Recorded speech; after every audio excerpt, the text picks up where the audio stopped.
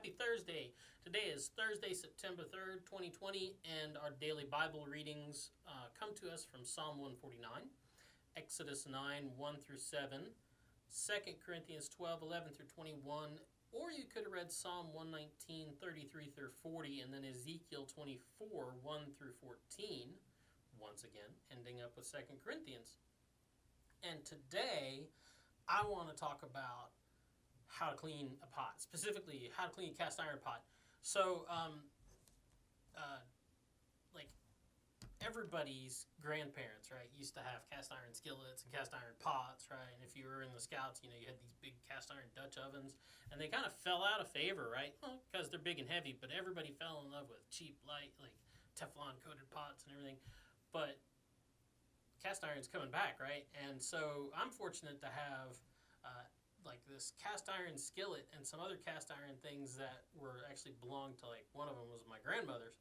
And the interesting thing is that, like, you kind of have to take really good care of them, and you have to keep them clean, which you should with any pot you cook in.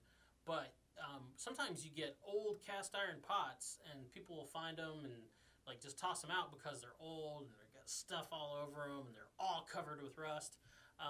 But the thing is that it can be covered with rust and filth and cooked and caked on grease, but you can actually get all that off, and you can clean it, and you can restore it back to its actual purpose. You can get all the filth and all the degradation off of it, and it can go back to being what it's supposed to be, right? It can go back to being this useful pot, right?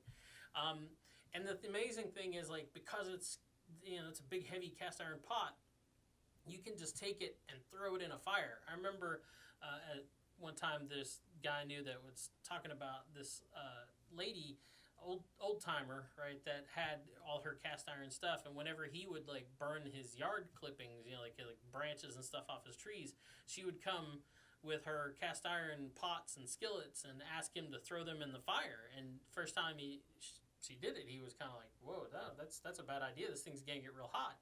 And she said, no, just trust me, it's perfect.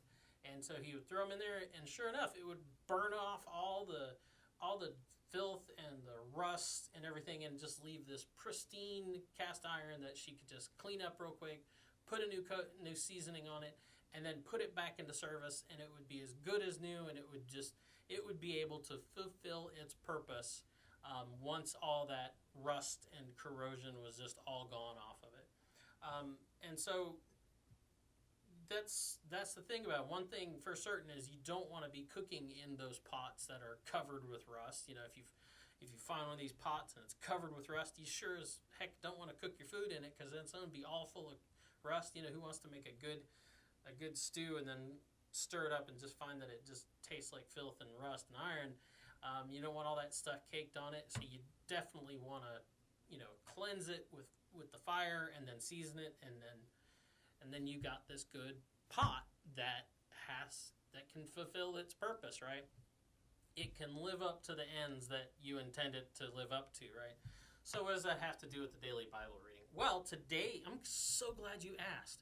Today's lesson is from Ezekiel 24, 1 through 14, and God is speaking through the prophet Ezekiel to the city of Jerusalem about this very thing. He says to the prophet, he said, I want you to tell this parable to the city. And he's talking about the coming siege of Jerusalem, in which God compares the city of Jerusalem to this cooking pot that he's carefully put all the ingredients in, all the choice cuts of meat and everything, and has brought it to a boil on the fire, and then he has found out that it's just full of rust and everything's ruined. And so now he's saying, so I'm going to put this pot on the fire, and I'm going to fan the flames and stoke it with logs, and I'm going to boil away everything that's in that pot, and all the stuff that I put in it that's now tainted because the pot was all full of corrosion. Now, it keeps saying rust, but it also says copper pots. So anyway, same idea. He says, I'm just going to stoke it up on this fire and burn all that stuff off. The bones will just be burned to ash until this pot is cleansed and purified. And then it'll be the thing that I want it to be, and it'll be able to do the things that I want it to do. It'll be cleansed and restored to its purpose.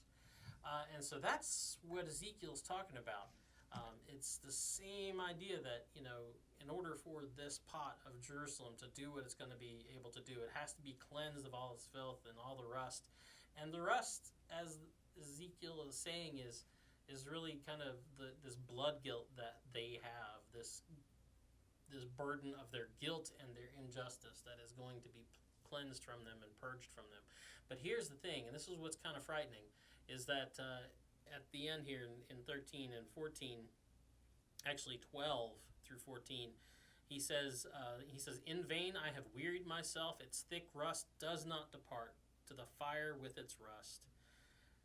Yet when I cleansed you in your filthy lewdness, you did not become clean from your filth." And so he's saying this first burn didn't work, and so he's saying, I'm going to have to do it again, and I will not deal with you until you are cleansed. So that's what Ezekiel's talking about. If you've ever read this section, or if you read the section of Ezekiel today and you're wondering what that's all about, that's what it's about. And if you've ever had the, cooked with those pots and everything, that's kind of the image that he's going with here, how to clean a pot. And that's what he's warning the people of Jerusalem about. He's about to clean the pot. So, anyway, that's the daily Bible reading for today.